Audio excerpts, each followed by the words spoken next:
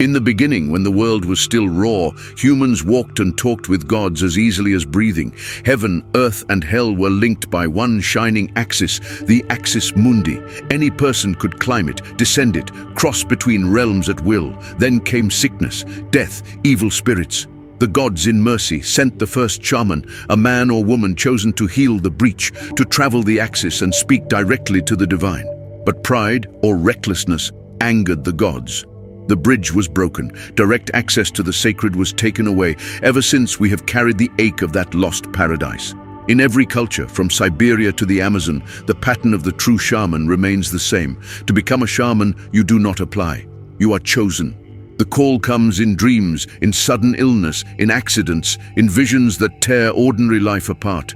The candidate is seized by spirits. Then begins the most terrifying initiation on earth. The future shaman is torn to pieces. Demons rip the flesh from his bones. His organs are removed and replaced with magical ones. He is cut apart, boiled in a cauldron, reduced to a skeleton.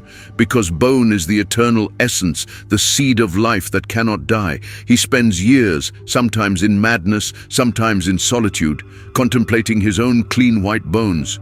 Demons and dead shamans teach him secrets in the underworld. Finally, he ascends to heaven, where the Supreme Being consecrates him. Only then does he rise, reborn, no longer merely human. Now he can become spirit at will. He can climb the world tree, ride its branches to any realm. He can battle evil sorcerers, heal the sick, guide the dead, find lost souls and bring them home. And the key to all of it, the vehicle that carries him across the cosmic rupture, is the drum. Carved from the wood of the world tree itself, covered in sacred images of ascent and descent, the drum is the shaman's horse, his boat, his wings. When its rhythm begins, steady, relentless, faster, faster, the shaman falls into ecstasy. The drum speaks the language of spirits. The drum opens the gate. This is not metaphor. This is the ancient technology of transcendence, recorded in every corner of the world, preserved by Mircea Eliade in his lifelong study of the sacred. Now fast forward to the 20th century, a world that has declared the sacred dead, a world that medicates visions instead of honoring them. Yet the ancient pattern returns, perfect, unmistakable, in one man, Jim Morrison. His calling came early on a sun-blasted highway in New Mexico, a child riding in the family car. Suddenly, a truck overturned, Native Americans dying in the dust and blood. Jim stared, transfixed. Later, he described it as the defining mystical event of his life. One of the dying souls leapt into him as the car passed, searching for a new vessel. A classic shamanic vocation, chosen by the dead, marked forever. From that moment, the initiation began. Not in a Siberian yurt, but in the chaos of his own life. Alcohol, drugs, explosive rage, personality disintegration, the symbolic dismemberment Eliade documents across cultures, the old self torn away, boiled clean, reduced to essence. Morrison endured the trials that turn a man into spirit, and emerged with the power to cross worlds. On stage, he became everything the ancient shamans were: singer, poet, musician, diviner, priest, healer, guardian of legends centuries old, contemplative thinker who understood the mysteries of life and death.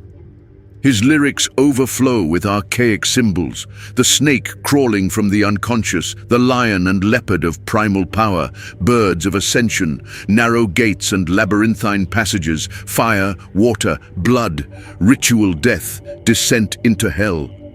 His performances were pure shamanic theater, prophetic dance, trance states, declarations of omnipotence. I am the Lizard King. I can do anything.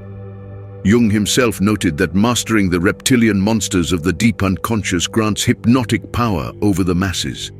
Morrison mastered them, and 10,000 people fell into collective ecstasy every night.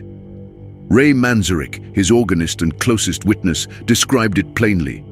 Performing with Jim felt exactly like being inside a Siberian shamanic ritual. The same fire, the same trance sweeping the tribe.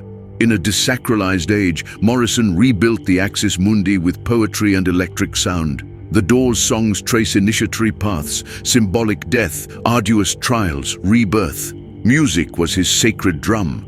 the rhythm that opened the gate, that carried listeners to the center of the world, where the cosmic levels rupture and the human condition of the beginning is briefly regained.